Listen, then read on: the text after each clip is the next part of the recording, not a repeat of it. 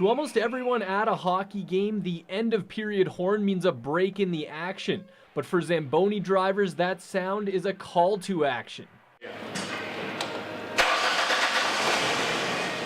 Driving a Zamboni might be the most misunderstood job in Canada when you consider how many times the average Canadian has watched the job get done.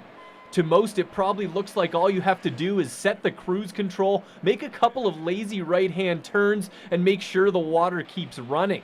But in reality, there's a lot more to it.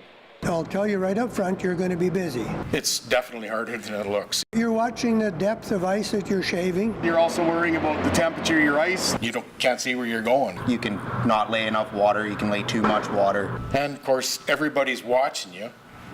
They're sitting there talking, but everybody's staring at you because everybody just loves to watch the Zamboni. What everybody who's watching can see is that the Zamboni is flooding the ice with a fresh coat of water, essentially giving the rink a bath. But what they can't see is that the ice is getting a shave too. This whole unit is called a conditioner.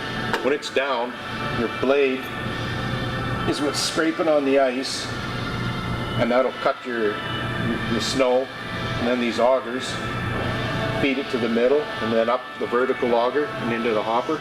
Basically, you have to shave a layer of ice off before you lay down a new layer of water. If you've ever noticed a driver lifting that little hatch on top of the Zamboni, it's because they're checking to see how much snow is getting fed into their hopper, which tells them how much ice they're cutting. The tricky part is some parts of the rink are more worn down than others, meaning Zamboni drivers have to adjust their blade and water to even it out, not to mention account for the temperature in the building. Oh yeah, and while you're thinking about all that, make sure you don't miss a spot because there's an arena full of people watching you and a hockey game depending on you. Even after this many years later, whenever you go out, you seem to have that little butterfly in your gut.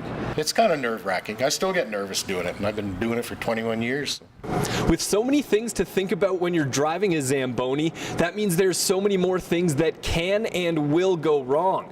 But these incidents, which range from little mishaps to near disasters, are almost part of a rite of passage for Zamboni drivers. I ran out of propane and nobody changed the other propane, and I think it was within the first couple of weeks I started driving and I didn't know what to do, so I just froze. When I first started, I got stuck doing a tournament, and it was little kids, so the ice was just pretty smooth, and we didn't have much for studs in the tires. So I got out there and I'm kind of nervous, and I went around the corner and I did a 360 right by the goal crease and got turned around, got going, and finished it, but yeah, it was kind of scary. I'd only been driving the Zamboni for about 2 weeks, and I was coming on my first pass, and I come to a complete stop. Instantly, I hit the boards. Everybody in the building turns and looks at you. And how are you feeling when that happened? Oh, so embarrassed. But for the most part, these guys get it right. And as most hockey players or fans will tell you, there's nothing quite like the sight of a fresh sheet of ice. And guess what? Zamboni drivers feel the same way too. I always tell people, don't treat it as a job, treat it as an art. Like, you want to look back and see what you're doing. The whole time you're out there, actually look back and see what you're doing. And when you come off and you've done everything right, it looks awesome to me. Peter Houston, CJDC-TV Sports, Fort St. John.